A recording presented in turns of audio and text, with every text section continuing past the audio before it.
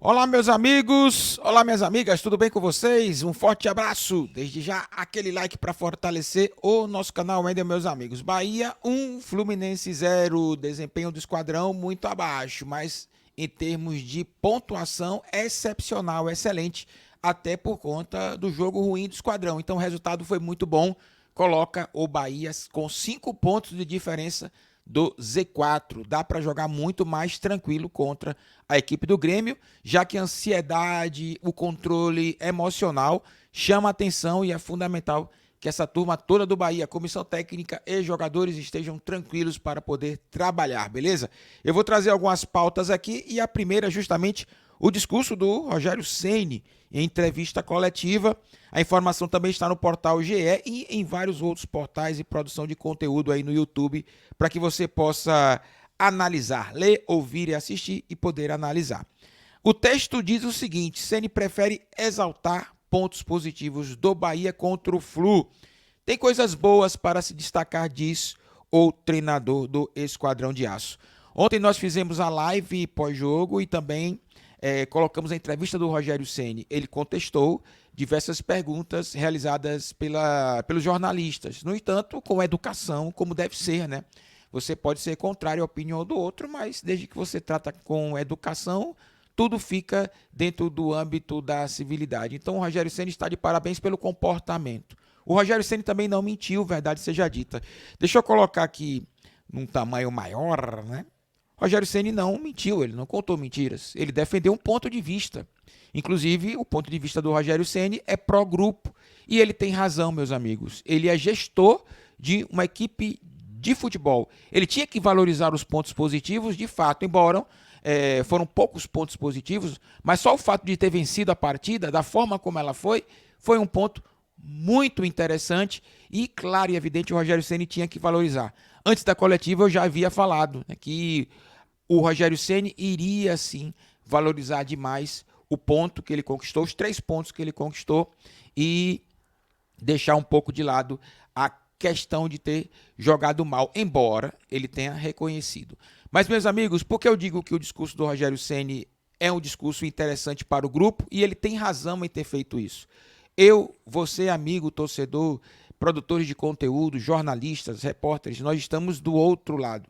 Ele precisa justamente também motivar o seu elenco através das falas dele em coletivo. Ele falou muito para o grupo e ele confia nesse grupo que aí está, mas sabe que precisa de melhorias. Ele não negou isso. Então, o fato do Rogério Ceni valorizar o jogo de ontem, trazendo os pontos positivos, é justamente o papel dele, de treinador. Não valeria a pena o Rogério Ceni colocar o discurso de insatisfação e de reclamação e de crítica ao seu elenco. O que ele fez ontem, ele fez corretíssimo.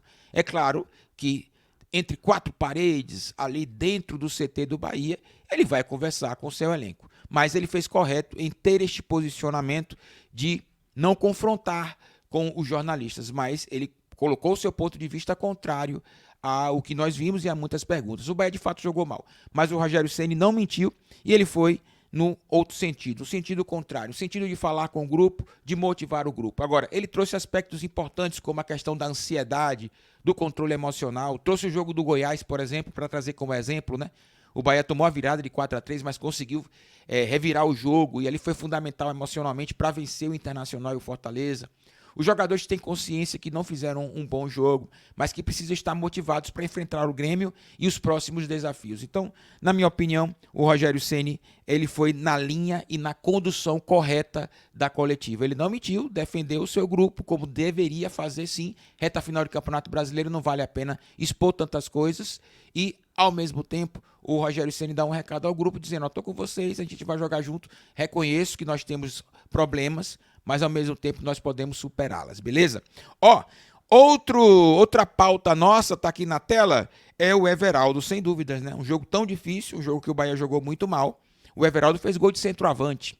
O Everaldo estava mal no jogo, mas todos estavam mal. Então o Everaldo foi determinante. Na minha opinião, o melhor jogador pela importância do gol e não pelo desempenho do jogador enquanto ele esteve em campo. Enquanto ele esteve em campo, ele foi fundamental para justamente cumprir a função do centroavante. Foi lá e fazer o gol. A bola veio alto, ele subiu bem, usou a força física botou a bola no canto, 1-0 Bahia, vibrou com o torcedor e deu número ao placar, 1-0, gol de Everaldo, centroavante. Então, quando você tem na equipe uma turma que não está bem, os 11 não estavam bem, o Marcos Felipe errou na saída de bola, o Gilberto também, o menino Ademir que entrou quase dar o gol de lambuja para o Isaac, né, um garoto atacante do Fluminense. Então, diversos erros. Mas o Everaldo teve a sua importância e, na minha opinião, a maior por ter feito o gol, e o gol que eu volto a falar, gol de centroavante. No entanto,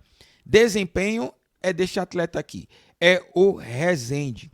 O Rezende apresentou números que o SofaScore, desde quando começa a fazer os cálculos, né, a computar, não havia ainda um jogador na história num jogo só, fazer 10 desarmes. Isso não tinha acontecido ainda dentro dos levantamentos da SofaScore. Então é de se valorizar o desempenho também do Rezende. O desempenho do atleta foi um desempenho, na minha opinião, ele variou dentro do jogo, né? Como toda equipe. Mas o Rezende teve um papel fundamental, inclusive no gol, né? Inclusive no gol, que ele recupera a bola e dá o passe para o Camilo Cândido. A assistência do Camilo Cândido só acontece porque o Rezende ele recupera a bola e dá o passe. Então, no triunfo de ontem contra o Flu, o Rezende ele se tornou o jogador da história do Brasileirão a ter 10 desarmes e pelo menos 95% de precisão nos passes durante uma única partida. Esse foi o desempenho mais alto desde que as estatísticas do Campeonato Brasileiro passaram a ser analisadas por completo em 2016. A fonte é a SofaScore BR, a Data Futebol também traz esse levantamento. Então, o Rezende entrou aí num rol de destaque no Campeonato Brasileiro por ter alcançado números que um jogador na competição jamais havia alcançado. Tá de parabéns o atleta do Esporte Clube Bahia. Meu amigo de fé, meu irmão camarada, Bahia enfrenta Grêmio no sábado, um jogo dificílimo, isso todos nós sabemos. Mas o bom de toda essa história é que o Esquadrão de Aço tem uma gordurinha pequena, mas dá. O Bahia joga mal fora de casa, então nós temos, claro, o Grêmio como favorito. Pegar um empatezinho ali seria massa, né? E é surpreendente, um surpreendente triunfo do Bahia. Agora, acreditar o tempo todo. O jogo começou? Não. Então acredita, meu irmão.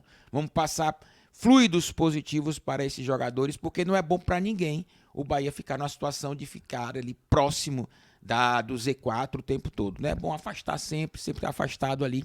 E quem sabe pensar na Sul-Americana. Acho difícil demais. Acho muito difícil.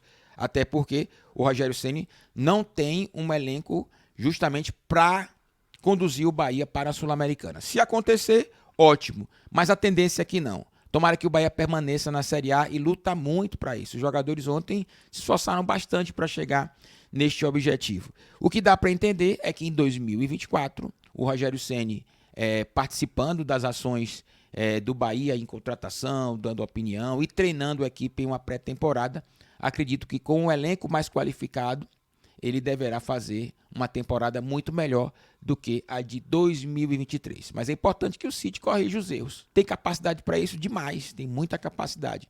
E isso vai ser pauta com certeza no nosso programa ao vivo, hoje à noite, tá bom? Forte abraço a todos vocês, muito obrigado, valeu!